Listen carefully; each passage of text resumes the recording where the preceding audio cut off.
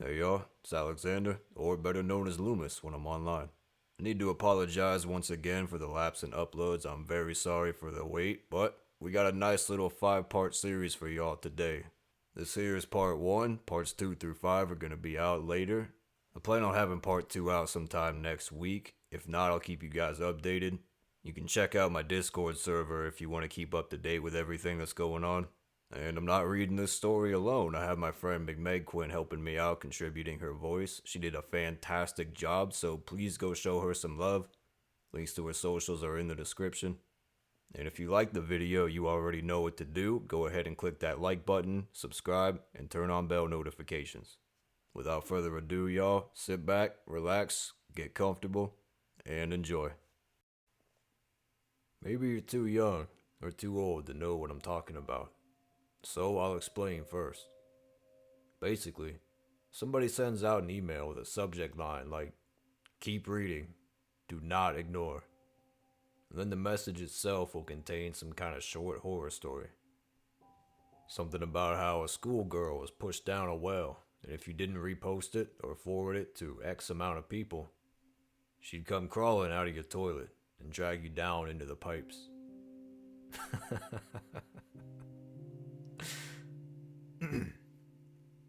Something like that. They all typically follow a similar formula. First time I got one of them was back in middle school. Not an email, but a Facebook post that popped up on my feed. I don't exactly remember what the story was, just that it terrified me enough at the time that I actually did repost it. Something my friends completely roasted me for after the fact. But hey, no demon girl ever came crawling out of my toilet. So who's to say I didn't make the right call? Obviously, the entire concept of these chain mails or scare mails was pretty dumb and juvenile. And most of the stories were so terribly written that they could only ever work on a skittish 13-year-old. But as dumb as they were still entertaining enough to engage with back in the day. It was fun to just fuck around and pretend they were real. Core childhood memories. So this morning, I was sitting at my desk, watching YouTube while sipping coffee. The typical routine before work. Before leaving, I did a quick scan through my emails. Nothing unusual. There was an invite to a wedding, a newsletter from my old university, my boss complaining about some bullshit. But right before I was about to close my laptop, something new landed in my inbox. It was from an address I didn't recognize. Just one word in the subject line. Sorry.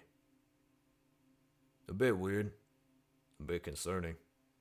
Probably malware. I barely respond to the emails that I actually have to. Why would I bother with this? I ended up clicking on it anyway. Life had been a bit monotonous lately. Maybe this would prove to be something interesting. The message was only a few sentences long. I'll paste it below. One night, a woman was hit by a speeding car at night. The driver was intoxicated and did not call the police. Instead, he dragged her bleeding body down into the sewers and left her there to die. They found her body 2 days later and brought it into the morgue, where they cleaned her up and tucked her away. But when they went to take her out 2 weeks later, she was missing. Her empty body bag filled with stinking sewage. If you do not forward this to 5 others by midnight, she will be in your room tonight. She will seek vengeance. This is not a joke. You know what you did. I think I laughed out loud after reading it. I couldn't even remember the last time I'd seen one of these. What a blast from the past. Albeit a bit more intense than the ones I remembered seeing as a kid, but I suppose that these things evolve over time. I was still a bit perturbed that it had been sent to my work email, but then again, I work at a pretty big company, and it probably wasn't a terribly hard thing to find. The email contained an attachment as well, a single PNG file named Her. I just figured it was going to be some AI generated image of a demon woman, an attempt at a cheap scare in order to prolong the joke. So I decided to humor the sender by opening it up. But there was nothing there. Just a plain black image. What a letdown. I didn't think about it much for the rest of the day. Work was stressful and I had to force myself to endure a boxing class afterwards. By the time I got home, I was ready to eat dinner and just pass out. After eating, I was lying on my couch, sipping sangria while messaging this girl, Alyssa, that I'd matched with on Hinge.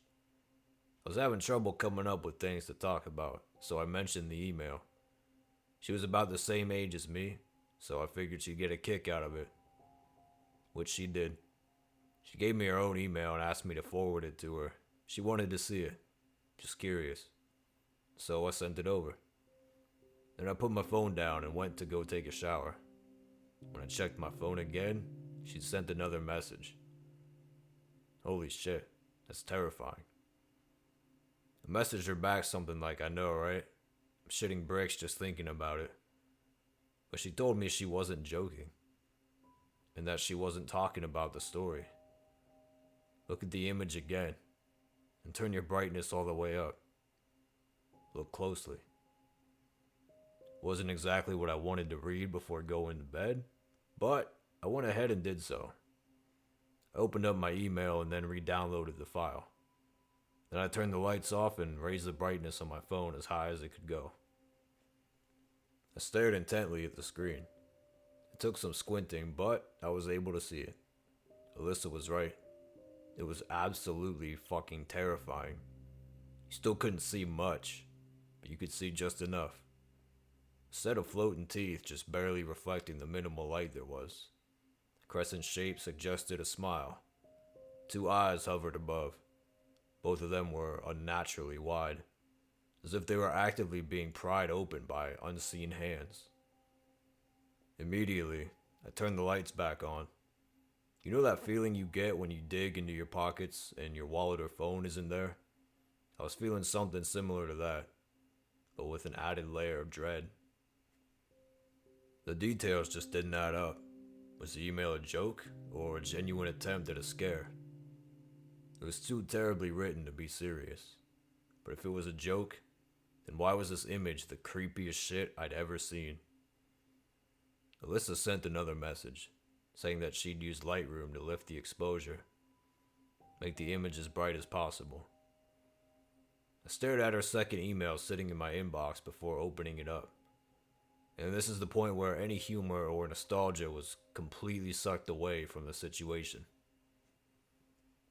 The image was still extremely dark, but enough details had been revealed for it to be somewhat clear that it was a woman's face. Well, kinda. More like something imitating a woman. Something extremely uncanny. Felt like my brain was trying to convince me that it was actually a mannequin, mostly due to the paper white skin. But the longer I stared at it, the less likely that seemed to be.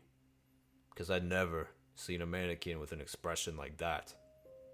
Something so hateful, so evil. Didn't even seem possible for any person or machine to recreate. The smile was there, though the jaw was clenched. The teeth pressed tight together. The nostrils were large, flared wide open, each one of them like a shotgun barrel. The eyes were owl-like, stretched out in a painful-looking way, but the brows were drawn down. The skin furrowed heavily between them as if the person were actually supposed to be squinting. A contradiction of features. I don't know how else to explain it.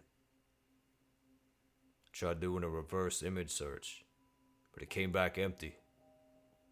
I know that's not definitive proof or anything, but I'd been hoping that at least an obscure art form would have turned up.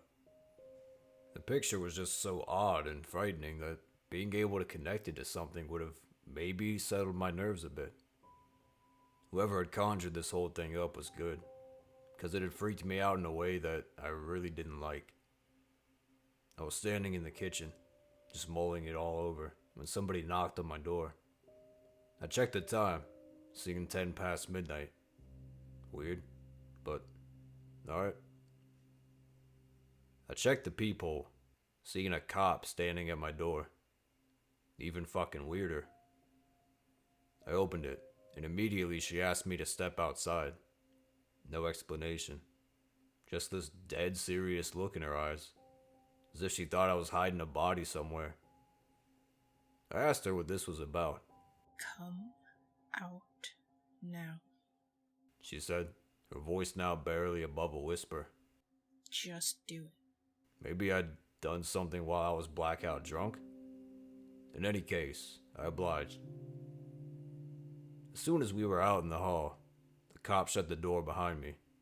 She gestured for me to follow her, and I did.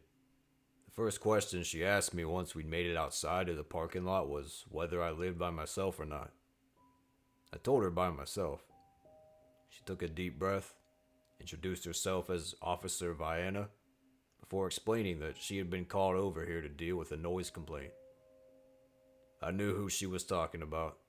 A guy named Sam living 3 doors down from me. Rich college kid. Kind of annoying as fuck, but I wasn't the one who called it in. After warning him to shut the music off, she'd walked outside to leave when she looked over at the window leading into my bedroom. I lived on the first floor, and my unit's right beside the entrance. If you were about average height, you'd be able to see into it from the lot. She said that I hadn't closed my blinds and that I left my window open and that the streetlights were just bright enough for her to be able to see inside. She said that she saw the outline of a figure standing by the door, completely still, as if they were waiting for somebody to enter. She said it didn't look like a doll or a mannequin. She got the sense it was something dangerous. The entire time she spoke, she had a hand on her weapon, her eyes continuously darting between me and the window. I did remember leaving the windows and blinds open. It's a bad habit, but somebody would have had to break through the mesh screen in order to get in. I would have heard it. Sam's music bleeding through the walls would not have been loud enough to muffle it. Not a chance. And then I realized that I'd gone into my bedroom to reach the shower, and about half an hour before she showed up, I hadn't seen anything then. But what if I just hadn't looked? Honestly, I didn't want to believe what she was telling me, because if it was true, then what in the fuck was I dealing with? We were standing too far away from the building for me to be able to see anything, so I began walking over to get a look at it for myself, before Vienna stopped me. You probably don't want to see it. She told me. For your own sake, I wouldn't recommend it. Her tone was earnest enough for me to believe her. I asked her what I was supposed to do then. She told me to just wait. She'd already called for backup, and once they arrived, they'd go ahead and enter my apartment and investigate it. Didn't seem like I had another option, so I told her all right. At this point, I'm still hanging on to skepticism, more as a coping tool than anything else. The backup arrived nearly 20 minutes ago, and they're still in my apartment. It was getting cold outside, so right now I'm waiting in the lobby. If anybody's wondering, no, I still haven't told them about the email.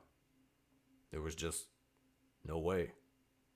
No way it could have been connected. But now, I don't know. I really don't know. And I'm not sure what to expect from here. If anything else happens, I'll update.